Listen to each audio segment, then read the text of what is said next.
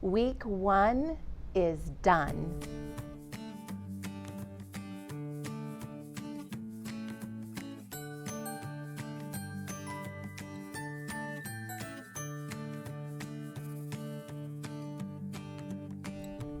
Welcome to More in the Classroom. How'd it go? How did your first week of school go? I don't know about you, but every time I go through that first week of school, I always have several adjustments that need to be made. You know, as exciting as the first week of school is, it is a week full of adjustments. Think about it. All of your students, all of us teachers are adjusting to getting back into that school routine. Our families, the same thing.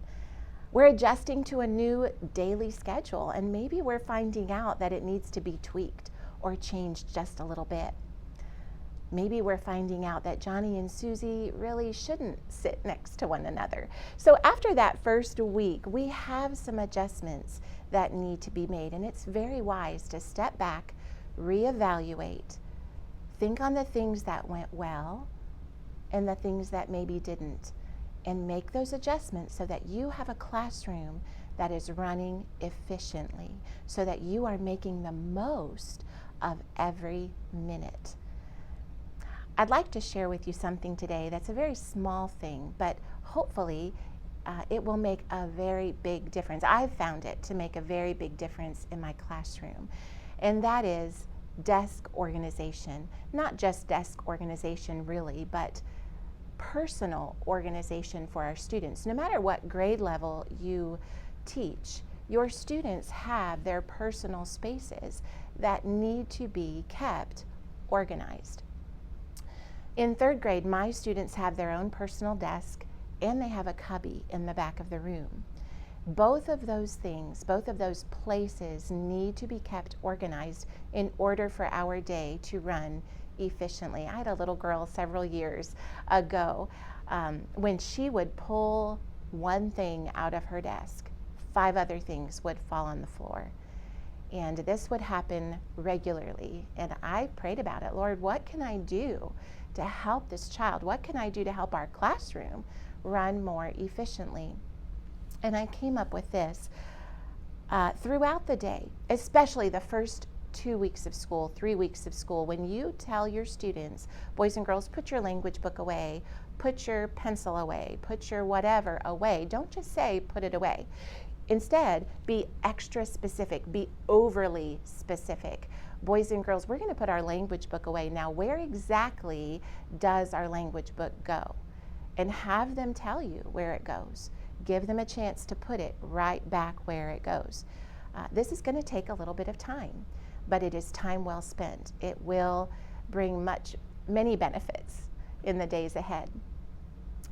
So we did that with this little girl, and we talked about where her things went before she put them away. Then I buddied her up with a student who was organized, who did keep an organized desk, and he helped her keep that desk nice and neat and orderly throughout the day.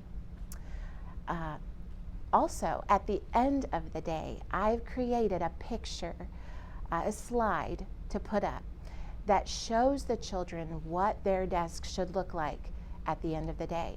In our classroom, we have 2 folders. We have a WIP folder and a penmanship practice folder. Now, the WIP folder stands for work in progress. So anything that is not finished, if they're in the middle of working on something and it is not done, they put it in that WIP folder.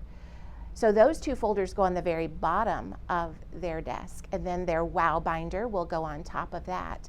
And then basically the books go from largest to smallest. So my 3rd graders don't necessarily need to remember the language book goes first, then the spelling book, then the map skills book.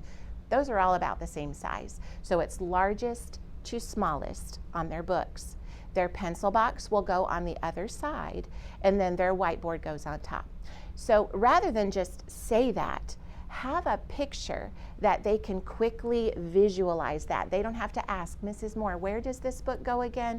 Nope, just put your picture up on the screen, have a picture on the board, have a picture somewhere in your classroom where they can quickly see that and answer those own questions for themselves without having to ask you.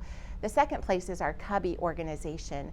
We keep our journal in there, our science and history books in there, our crayon box in there, and then a water bottle. So that also needs to be organized. Matter of fact, the other day, Friday, the boys and girls were putting their books away, and their history and science books were flipped over so we could see the pages. We had to stop, we went back, we flipped those books over so we can see the binding.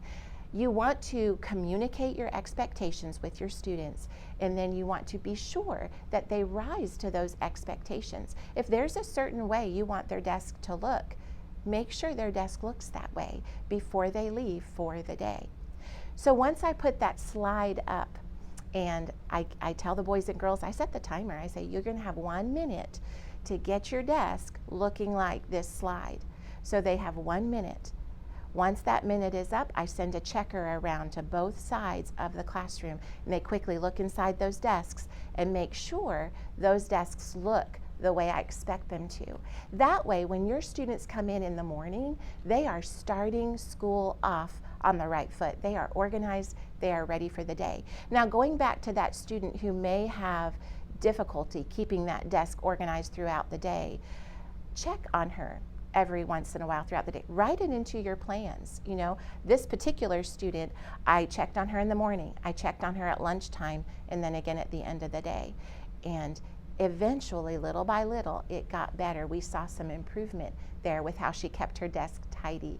So I don't know what your classroom organization areas are for your students, but whatever they are, maybe they have a locker, whatever they are, I would encourage you to help them keep it tidy. Remember, a place for everything and everything in its place. We want to train our students from day one what to do with their own personal organization, because you know what? It's going to make your classroom run more efficiently and make every minute count. I want to leave you today with a verse of scripture in Galatians chapter 6, verse 9, and it says, "And let us not be weary in well-doing, for in due season we shall reap if we faint not." Teachers, don't get discouraged.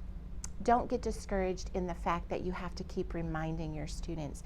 Don't get discouraged in this time where it is so necessary for us to teach procedures. And sometimes you feel like a broken record.